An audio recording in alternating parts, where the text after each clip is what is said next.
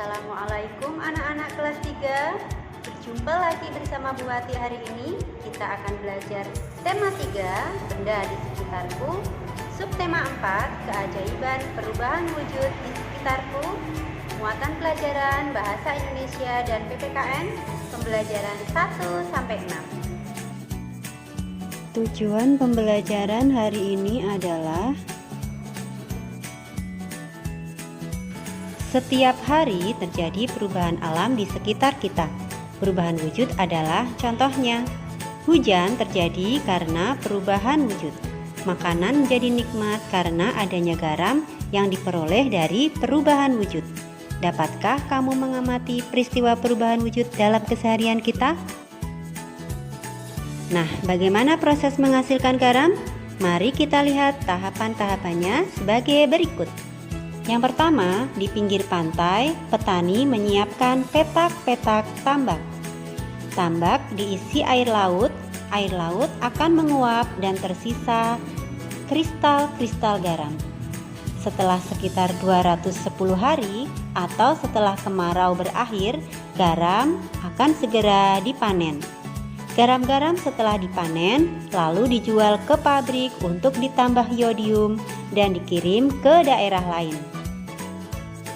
Anak-anak, tahukah kamu mengapa panen garam tidak menunggu pada musim hujan? Ya, karena kualitas garam akan menurun atau tidak bagus. Pernahkah kamu memperhatikan terjadinya hujan? Hujan terjadi karena adanya perubahan wujud. Sekarang perhatikan gambar siklus air berikut ini. Siklus air adalah proses perputaran air yang terjadi secara terus-menerus dari permukaan bumi ke atmosfer dan kembali lagi ke permukaan bumi.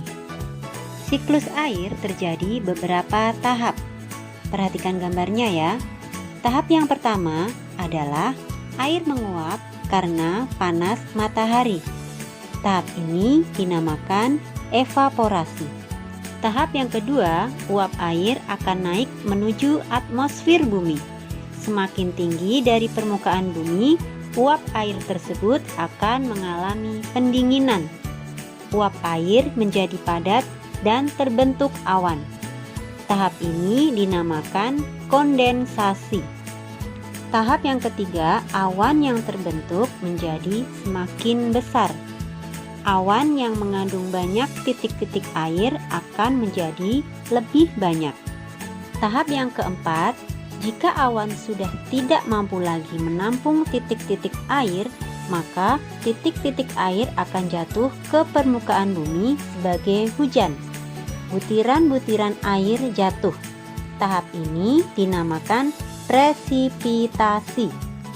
Tahap yang kelima, air hujan yang jatuh akan terjadi siklus penguapan kembali.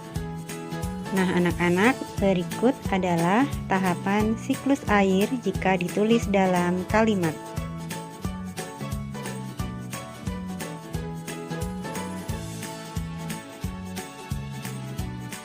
Anak-anak, pernahkah kamu mendengar istilah pemanasan global? Apa yang dimaksud pemanasan global? Pemanasan global adalah suatu proses peningkatan suhu rata-rata di bumi, baik itu pada lapisan atmosfer, daratan, dan lautan. Akibat pemanasan global adalah es wilayah kutub akan mencair, suhu bumi semakin panas, tumbuhan dan hewan akan punah karena sulit beradaptasi, manusia kekurangan bahan makanan, dan mengalami bencana kelaparan. Sekarang mari kita simak bacaan berikut ini. Dampak pemanasan global. 10% dari permukaan bumi ditutupi oleh es di kutub utara dan selatan. Jumlah es mencapai 5 miliar kubik. Apa yang terjadi pada dunia, khususnya Indonesia, jika seluruh es tersebut meleleh? Ketika seluruh es meleleh, permukaan laut akan semakin tinggi, banyak daratan hilang, dan pegunungan menjadi pulau. Jika es mencair, daratan Indonesia akan berkurang secara signifikan dan berubah menjadi lautan. Wilayah laut Indonesia menjadi lebih bersih, artinya banyak pulau di Indonesia yang akan hilang tenggelam. Wilayah Kalimantan akan kehilangan banyak daratan, membuat Indonesia kehilangan banyak wilayah hutan. Selain itu, banyak spesies eksotik di Indonesia seperti harimau Sumatera, orangutan Sumatera, dan orangutan Kalimantan, serta banyak lagi akan terganggu. Banyak masyarakat yang bergantung pada hutan akan semakin sulit untuk bertahan hidup. Nah, anak-anak, setelah kalian menyimak materi tentang pemanasan global dan bacaan tadi, kita akan mengartikan kata-kata baru yang terdapat pada materi pemanasan global dan bacaan tersebut. Yang pertama, kosakata global, artinya secara umum atau keseluruhan. Yang kedua, kutub, artinya ujung poros atau sumbu bumi. Yang ketiga, atmosfer. Atmosfer artinya lapisan gas yang melingkupi sebuah planet. Yang keempat, suhu. Suhu adalah suatu besaran yang menunjukkan derajat panas benda. Yang kelima, adaptasi, artinya menyesuaikan diri. Yang keenam, signifikan, artinya penting atau berarti. Yang ketujuh, spesies. Spesies artinya jenis. Yang kedelapan, eksotik. Eksotik artinya memiliki daya tarik khas. Anak-anak, kita dapat mengurangi terjadinya pemanasan global, salah satunya dengan cara mengurangi pemakaian kendaraan. Lakukan gaya hidup sehat, bersatu, bergotong royong, dan saling menolong di masyarakat.